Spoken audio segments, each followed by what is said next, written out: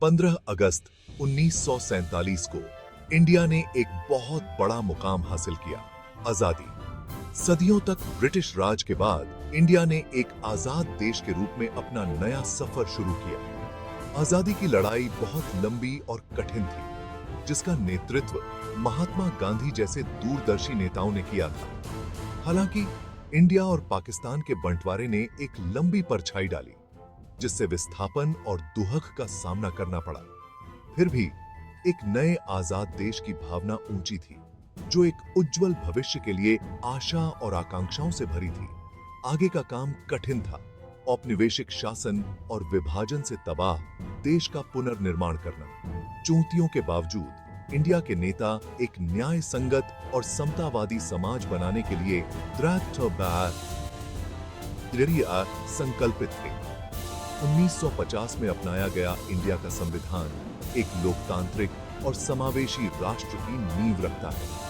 इसने सभी नागरिकों को जाति, धर्म या लिंग के बावजूद मौलिक अधिकारों की गारंटी दी।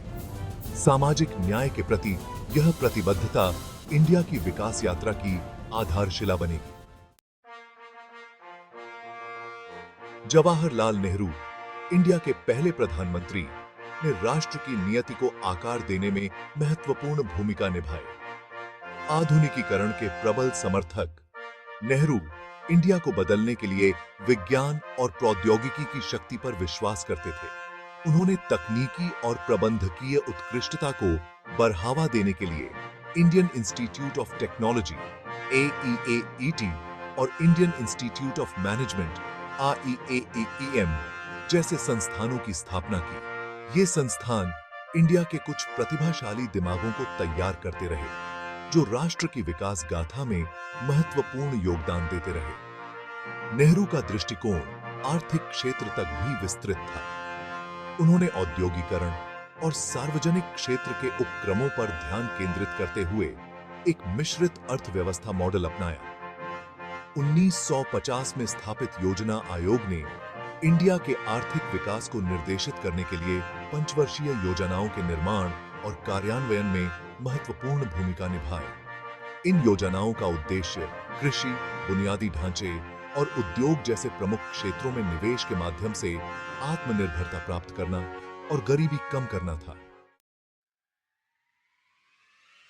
1960 के दशक में हरित क्रांति के आगमन के साथ इंडियन कृषि में एक परिवर्तनकारी दौर देखा गया।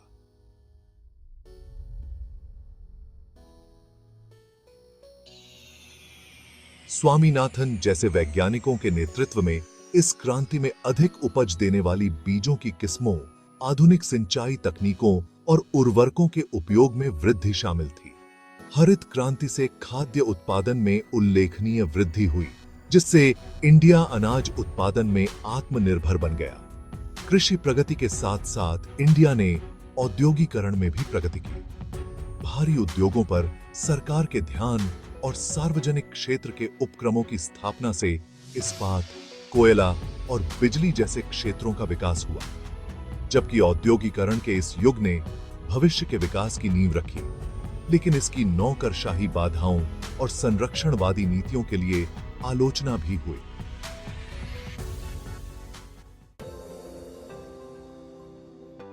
उन्नीस के दशक की शुरुआत ने इंडिया के आर्थिक विकास में एक महत्वपूर्ण मोड़ को चिह्नित किया। भुगतान संतुलन के संकट का सामना करते हुए इंडिया ने आर्थिक उदारीकरण की वोई पर आगे बढ़ना शुरू किया। तत्कालीन वित्त मंत्री मनमोहन सिंह के नेतृत्व में 1991 के सुधारों ने लाइसेंस राज को समाप्त कर दिया, व्यापार बाधाओं को कम किया और अर्थव्यवस्था को विदेशी निवेश के लिए खोल दिया। इन सुधारों ने उद्यमशीलता की ऊर्जा की एक लहर ला दी और तेजी से आर्थिक विकास हुआ।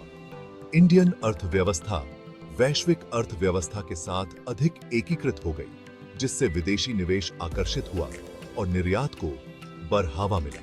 सेवा क्षेत्र, विशेष रूप से इंफॉर्मेशन टेक्नोलॉजी, विकास के एक प्रमुख इंजन के रूप में उभरा, जिसने इंडिया को वैश्विक मंच पर पहुंचा दिया। भाग 5, द डिजिटल क्रांति, सूचना प्रौद्योगिकी और उसके परे। 1990 के दशक के अंत और 2000 के दशक की शुरुआत में इंडिया में डिजिटल क्रांति की शुरुआत हुई। कुशल कार्यबल और अनुकूल सरकारी नीतियों से प्रेरित आईटी उद्योग के उदय ने इंडिया को एक वैश्विक आईटी केंद्र में बदल दिया। इंडियन आईटी कंपनियों ने अपनी सॉफ्टवेयर विकास क्षमताओं, आउटसोर्सिंग सेवाओं और नवाचार के लिए पहचान हासिल की। डिजिटल क्रांति आईटी क्षेत्र से आगे तक फैली, जिसने इंडियन जीवन के विभिन्न पहलुओं को प्रभावित किया। मोबाइल फोन और इंटरनेट के प्रसार ने कनेक्टिविटी को बढ़ाया, डिजिटल डिवाइड को पाट दिया। ई कॉमर्स प्लेटफॉर्म उभरे, खुदरा परिदृश्य में क्रांति आई और उपभोक्ताओं को अभूतपूर्व सुविधा प्रदान की। भाग 6, जीवन को सशक्त बनाना, शिक्षा और स्वास्थ्य सेवा में प्रगति। इंडिया ने साक्षरता दर में सुधार और शिक्षा तक पहुंच का विस्तार करने में उल्लेखनीय प्रगति की है। 2009 में अधिनियमित शिक्षा का अधिकार अधिनियम ने 6 से 14 वर्ष की आयु के बच्चों के लिए शिक्षा को मौलिक अधिकार बना दिया।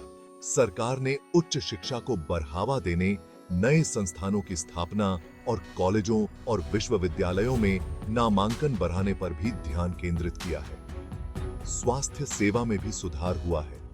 राष्ट्रीय ग्रामीण स्वास्थ्य मिशन जैसी पहल का उद्देश्य ग्रामीण स्वास्थ्य सेवा के बुनियादी ढांचे को मजबूत करना और गरीबों को किफायती स्वास्थ्य सेवाएं प्रदान करना है।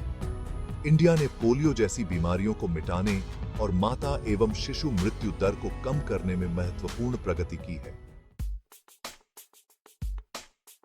भाग 7, एक आधुनिक राष्ट्र का निर्माण, स्मार्ट सिटी और डिजिटल पहल।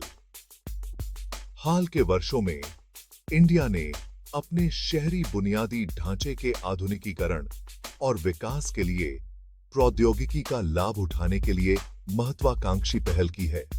2015 में शुरू किया गया स्मार्ट सिटी मिशन पूरे इंडिया में 100 स्मार्ट सिटी विकसित करने का लक्ष्य रखता है, जो टिकाऊ और नागरिक केंद्रित बुनियादी ढांचे से लैस हैं।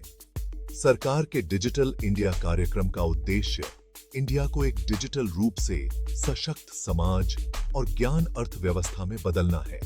आधार, एक बायोमेट्रिक आधारित विशिष्ट पहचान प्रणाली, और यूनिफाइड पेमेंट्स इंटरफेस या यूपीआई, एक मोबाइल आधारित भुगतान प्रणाली जैसी पहल ने डिजिटल लेनदेन और वित्तीय समावेशन में क्रांति ला दी है।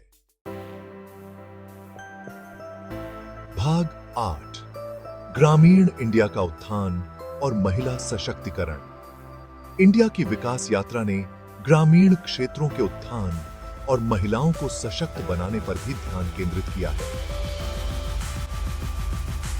महात्मा गांधी राष्ट्रीय ग्रामीण रोजगार गारंटी अधिनियम या मनरेगा जैसे कार्यक्रमों ने ग्रामीण क्षेत्रों में रोजगार के अवसर प्रदान किए हैं, जिससे आजीविका में सुधार हुआ है और गरीबी कम हुई है।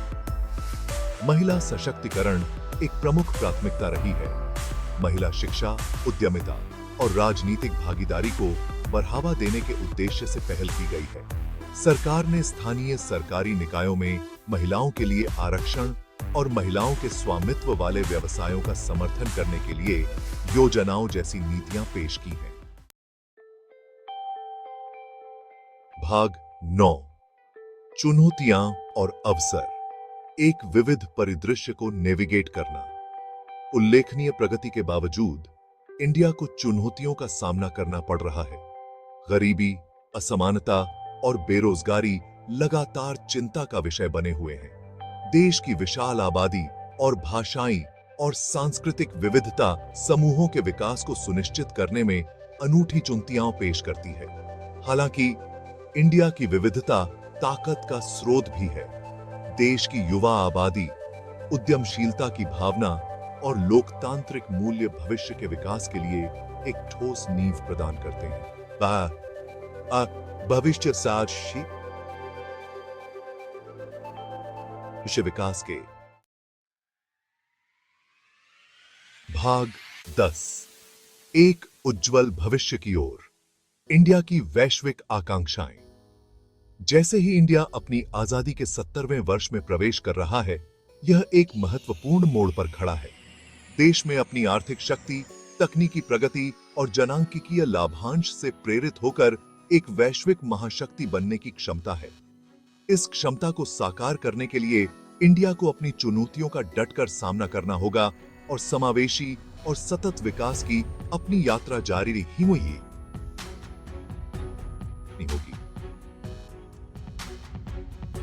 आजादी के बाद से इंडिया की यात्रा अपने लोगों के लचीलेपन और दृढ़ संकल्प का प्रमाण रही है। गरीबी और अविकसितता से जूझ रहे एक नवजात लोकतंत्र से इंडिया एक आत्मविश्वासी राष्ट्र के रूप में उभरा है, जो विश्व मंच पर अपना सही स्थान लेने के लिए तैयार है।